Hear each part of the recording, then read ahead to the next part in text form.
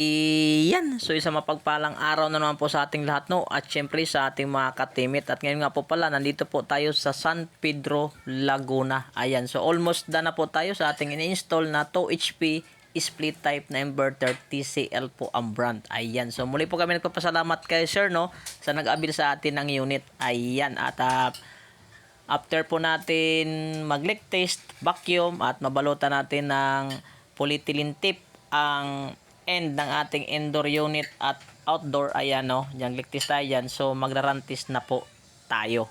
Ayan, at ito na nga po, after po natin nabalutan, nagrantis na po tayo at malamig na po dito sa sala nila sir. Ayan, so muli po kami nagpapasalamat sa walang sawang suporta at sa patuloy nyo po na pagtitiwala sa amin. Natid po namin sa inyo ang maayos at malinis na serbisyo. Ayan, so sa mga nais nga po pala mag-avail ng unit, pwede nyo po akong i-PM at marami po tayong unit na brand new with warranty. So hanggang dito na lang po ang aking video.